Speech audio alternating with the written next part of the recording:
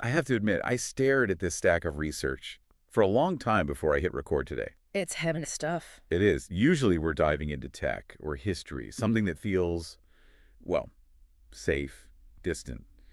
But the sources we have today ask us to look at something that is um, right in our faces. In the worst way possible. Exactly. Yeah. And yet it remains just completely misunderstood. We are looking at the mechanics of sexual violence. And we should be clear, this is analytical. We're looking at the psychological engine that drives it, not just the aftermath. It's a difficult read. There's just no way around that. There isn't. But the argument these sources make is that our discomfort is actually part of the problem. We tend to treat sexual violence like it's a natural disaster. Right, like a hurricane or something. Yeah. Terrible, unpredictable, it just happens. But the literature is very clear. It is not a disaster. It is a system. It has a logic to it. It has mechanics, and it even has predictors. That was the part that really shook me.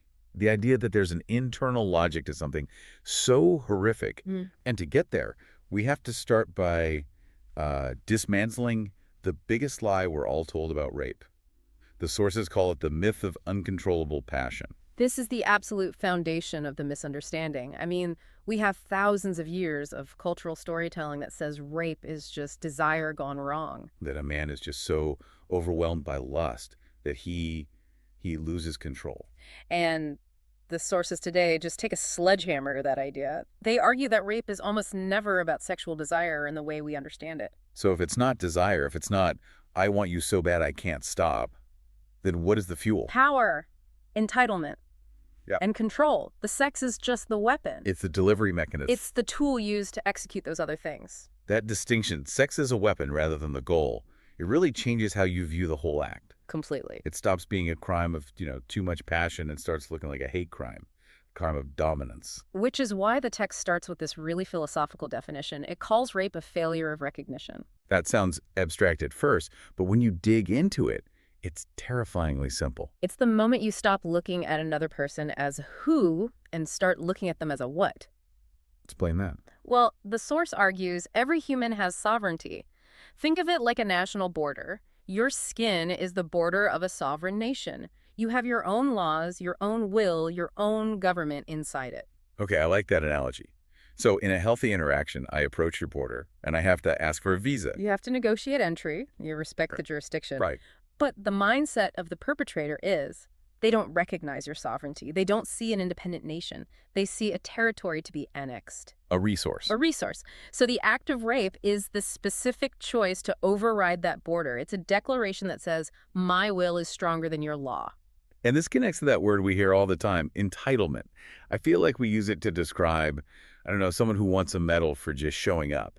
But here it's so much darker. It's not just, I want a reward. Yeah. It's, I am the main character of this reality. It's solipsism weaponized. It's a learned behavior, often, where you truly believe your needs are the only real things in the universe. So another person's boundaries, they're not valid laws. They're just obstacles. They're plot points getting in your way. Yeah. So when a victim says no, the entitled mind doesn't hear stop. It hears try harder. Or force it. Because how could a supporting character possibly deny the protagonist what he wants? That is a chilling way to put it. But it explains so much. It explains why rape happens within relationships in marriages. Yes. I think a lot of people struggle with that. They think, well, if it's about power, why rape your wife? You have a relationship. But if you use the control lens... It makes perfect sense. In fact, the sources suggest that for some perpetrators, the relationship is the trigger. Yes. Because if the goal is to feel powerful, having consensual sex with an equal partner might not scratch that itch. Consensual sex requires vulnerability. You have to care about their pleasure. You have to be with them. And power with is totally different from power over. Drastically different. Yeah. The source notes that rape is often used to punish or to humiliate someone, to put them back in their place. So if a partner is feeling insecure or small, overriding the autonomy of someone close is a quick, destructive way to feel dominant again. Control replaces intimacy. Exactly. Control replaces intimacy. And that explains why someone would do this, even if they could find a consensual partner, or even if they aren't physically aroused. The thrill isn't the friction. No. The thrill is breaking the will. Which leads us to the psychological mechanism that allows a person to do this, because even if you are entitled, even if you want power, actually harming another human being is hard for most people. We're wired for empathy. We are. Most Mhm. of us flinch when we see someone else in pain. So to commit this kind of violence, you have to bypass that wiring. You have to engage in dehumanization. This is the lubricant for violence the source talks about. How does that happen in the brain? Is it Right. like flipping a switch? It's usually a process of reduction. You reduce the complex human being in front of you into a role or a function. So she isn't Sarah, who likes jazz and is afraid of spiders? She's the wife, or the tease, or the prostitute, or just the body. Once you categorize someone as a function, you stop emphasizing with their pain because objects don't feel pain. You don't apologize to a toaster when you use it? You don't. And this doesn't happen in a vacuum. The source points out we have these massive cultural hierarchies, misogyny, racism, homophobia, that are basically pre-installed dehumanization software. So if you already think a group is lesser, you're already halfway to turning off that empathy switch. The cultural narrative does the heavy lifting so the individual doesn't have to work as hard to justify it. Okay, I want to get into the emotional regulation aspect Yeah. because this felt like the missing link for me. The text distinguishes between internal and external regulation. Right. It sounds like jargon, but it's simple. Think about the stub toe scenario. Okay. You're walking, you smash your toe on a coffee table, it hurts, you're angry, you feel stupid, you have this surge of aggressive I energy. don't want to scream. I want to kick the table. Right. But you have internal regulation. You take a breath, you hop around, you curse a bit, you process the pain inside your own system. You regulate. You regulate. Now, imagine a person who can't do that. They feel that pain, the shame, the rejection, the insecurity, and they cannot hold it. It feels like acid. They have to get it out. So they look for someone to kick. They externalize it. They externalize the regulation. So sexual violence, in this view, is a grown man having a tantrum, but with devastating consequences. It is an inability to sit with distress. The source describes perpetrators as often having an extremely low tolerance for rejection. If they feel small, they need to make someone else feel smaller to restore their own equilibrium. It's a transfer of pain.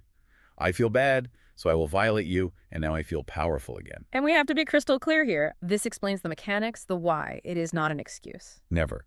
Understanding that someone has the emotional maturity of a toddler doesn't absolve them of the crime. Not at all. In fact, identifying it as emotional immaturity makes it even more damning. It highlights that this is a character failure, not some mystical force of nature. Which brings us to the part that made me look at my own TV screen differently. We've talked about the broken individual, but the source argues these individuals are often just hyperconformists to a broken culture. These are the gray areas of social conditioning. This is where we all have to take a look in the mirror. Because we live in a culture that fetishizes persistence. It is the rom-com problem. Exactly. Think about the standard plot. Boy wants girl. Girl says no. Girl says she's busy. Girl says she hates him. And the boy keeps pushing. Shows up at her work, sends gifts, refuses to leave, and eventually... She realizes she loved him all along. And the swelling music tells us it's romance. Right. If you strip away the music, what's the lesson? The lesson is that no is not a boundary. No is just the beginning of a negotiation. It teaches that access to another person's body or affection is something that can be earned if you just put enough coins in the machine. The friendship coins model. If I'm nice enough, if I buy dinner, I'm owed the transaction. Exactly. It frames human connection as a transaction, not a mutual experience. Yeah. And that is so dangerous because it blurs the lines. If you believe persistence is a virtue, you don't stop when you hear stop. You think, I just need to try a different angle. Which leads to this murky territory where people think they're seducing someone when they're actually coercing them. Which is why the definition of consent in the source is so important. It cuts right through that gray area. Consent is not the absence of resistance. It is the presence of agreement. That shift is monumental. Right. Absence of resistance is a terrible standard. I mean, a person might not resist because they're frozen in fear. The biological freeze response, it's incredibly common. Or they might be unconscious or just worn down. Intimidated. Absolutely. So relying on she didn't fight back allows for all kinds of violence. But presence of agreement, that requires an enthusiastic yes. It requires two people actively wanting the same thing. It shifts the dynamic from what can I take to what can we create together. Exactly. And we can't talk about blurred lines without talking about alcohol. This is probably the most common debate I hear. He was drunk. He wasn't himself. Or they were both wasted, so it's nobody's fault. The sources. Well, it's militant on this point. As it should be. It has to be. The best analogy from the research is the car analogy. Brakes versus gas. Okay, walk me through this. Alcohol is a depressant. It cuts the brake lines. It lowers inhibition, anxiety, fear of consequences. If you're driving a car and you cut the brakes, you're going to go faster and be reckless. But cutting the brakes doesn't steer the car. That's the key. Alcohol removes the restraint. It does not create the intent. So if you don't already have that deep-seated desire to dominate someone, Getting drunk won't magically plant that seed in your head. You might be sloppy, you might be annoying, you might pass out, but you won't become a rapist unless the entitlement is already there, just waiting for the brakes to fail. that's a heavy realization. I think people want to blame the booze because it's easier than admitting that the person they know, the so-called nice guy, actually harbors this entitlement. It's a comforting fiction to say, the whiskey did it. But the source reminds us that violence is a directed act. It requires targeting.